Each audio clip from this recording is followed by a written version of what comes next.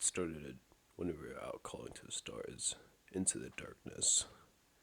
We felt so small, tumbling through vast emptiness while clinging to the skin of the world, and without a single reason why. We were curious, yes, but ultimately I think we were just terribly frightened. And when we were young, so very young, we were children, and like a lonely lost child, we did the only thing we could think of to make it stop. We did what we thought we had to make sure to make the universe make sense. We called for help. For years we scanned the sky for a sign. We sent signals to the star in the darkness beyond. Are we alone? But the skies were quiet, always so quiet, leaving to us to our own makings. But crying children never cease, and neither do we. We sent calls into every corner of the space for decade after decade. We refused to believe no one was out there. They had to be, yet for some unknown reason they never answered us. Everyone remembers when that changed. They think it responded to their Cerebro message from 1974. The response to the RCBO message was received almost 3 months ago, in two separate parts. The first was a message that was received at the Hat Creek Radio Observatory in California. The Allen telescope array picked up what sounded like static interference that continued on for an hour. It consisted of unintelligible screeching and buzzing sounds that continued without pause for a whole hour.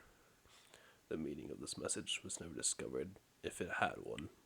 The only thing we knew was the signal's origin came somewhere from the Hercules constellation near Messier 13.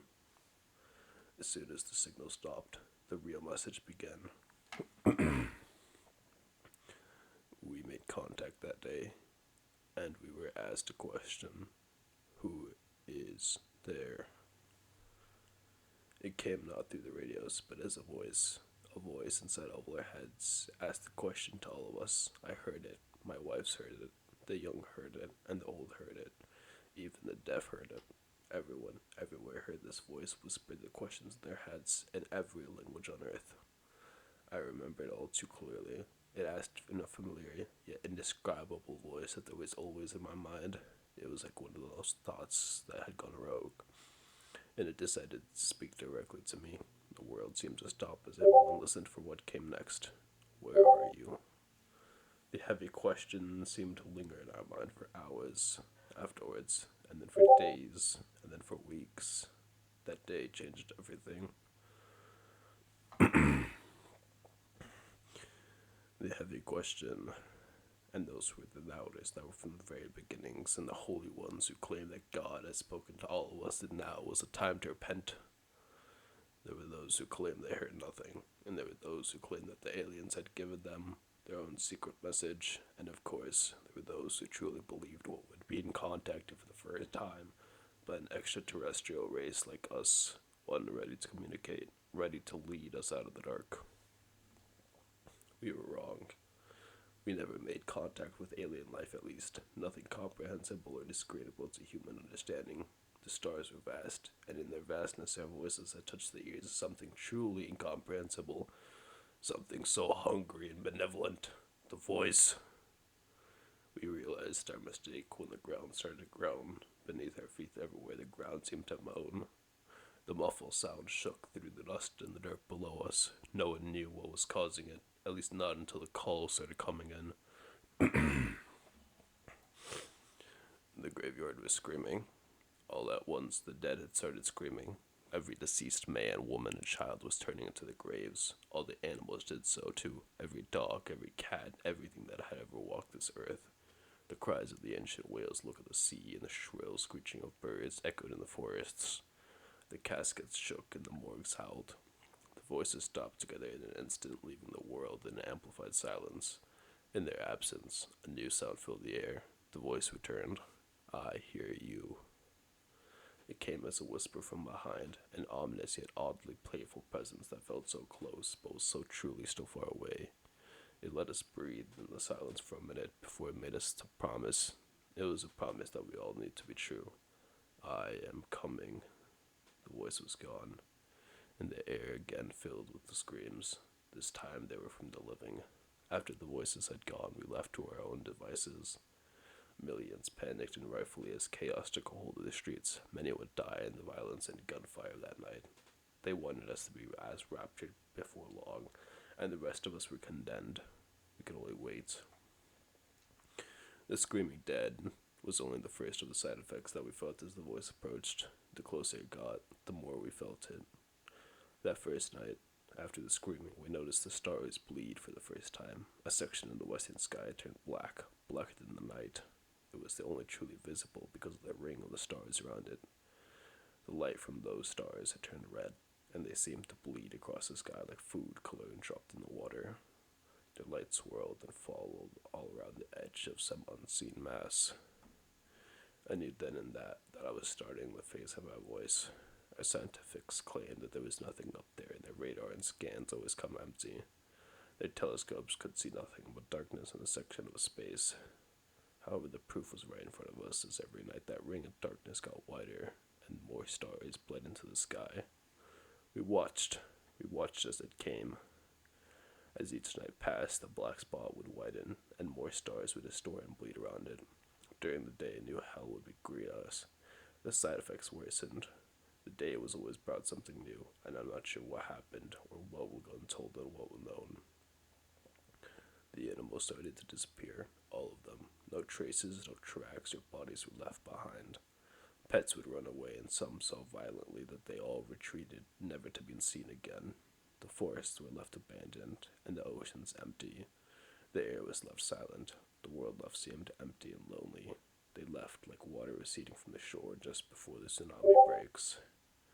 One day, about 2 weeks ago, scientists tried to talk to the voice again. They hoped, perhaps, to reason with it. They told about it that it was happening to our world and asked the questions. The scientists begged. It didn't speak. When asked what the voice sent as a response, the next night of the skies lit up with streaks of fire. It was a light for hours, blazoned with an orange and red. We didn't realize the effects until the next day when the televisions turned to static and the telephones refused to work. We had sat, watching as all the satellites were knocked out of the heavens. After the reports became rumors and rumblings, sanity a thing of the past, the air chilled and weighed us down. The voice was nearly here, and everyone felt it. It rained for a week after the satellites fell. The rain was salty and mirrored with an unknown filth that turned grass black. Maybe the satellites tracked something back in with them, and when they hit the sky, no one knew them for sure.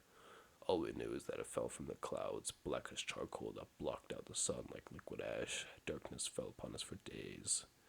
When the clouds went away, the skies were empty. There were no clouds, yet the sky hung low and gray. If the sun was anywhere in the sky, it never made itself known. Even if it had abandoned us, each day grew slower and darker until the night and day became almost the same. Some people would claim later they'd seen things in the dark, creatures with gangly limbs and crooked faces lurking in the corner of their vision. They were tall, white creatures that looked like bolts had rotten through their transparent skin. Appearances would last for just a second or two before vanishing without a trace. Some believed this was the first step in the aliens' invasion, but the rest of us didn't know what to think. We just knew it was nothing that simple or benign. They must have been hallucinations, just more madness to endure, but ultimately as harmless as anything else, as harmless as the screams of the dead, the missing animals in the dying sky. Appearances slowly increased in duration and number. I think everyone saw them once at least, but I don't think a single person would ever guess why they were truly here. They never touched nor spoke to anyone, and they certainly never harmed anyone. Most who got good looks at them described them as mournful or sorrowful looking. Some even claimed that creatures watched over them at night, and others even claimed that it seemed as if the creatures were sorry for them. One claimed to have even seen prostrate upon the ground, hands clasped above his head as he said it was praying for us. Prayer was no help. The churches and the places of worship that had divided us for so long failed to bring any hope to an end. The voice let them pray and beg for a while, but just days ago the voice ended it all. No questions how, for at this point, nothing that had happened surprised anyone anymore. But on the final day, all books of worship burned, every last Bible, every last Torah, everything. People rushed to the centers of faith but found no solace. The churches and temples had suffered the same fate, if not worse. The people were left abandoned by their greatest hopes. There were rumors of churches all over the world with walls formed from the body of those who sought refuge. They were merged into the wall, stuck to them like flies in a trap.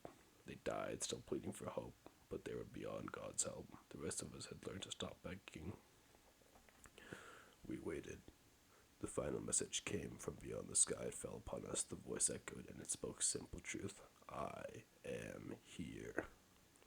There is a darkness beyond the horizon, the likes of it which I doubt has anyone ever seen. It brings with it the screams of countless souls, and it moves fast. The stars are dying now, and I know what they'll never be seen again. The light is dying so fast. I leave this not as a warning. No, it's far too late for that. Instead, consider this last realization, the last humanity will ever know. For we used to wonder whether or not we were alone and lost, but never whether or not we were safe and hidden. The universe is infinite, and our understanding was significant more than finite. We should never have begun to the darkness. Instead, we should have clung to light and closed our eyes every time we turned to the void. As the final minutes approached, I held one truth to be certain. I now knew why the skies were always so quiet.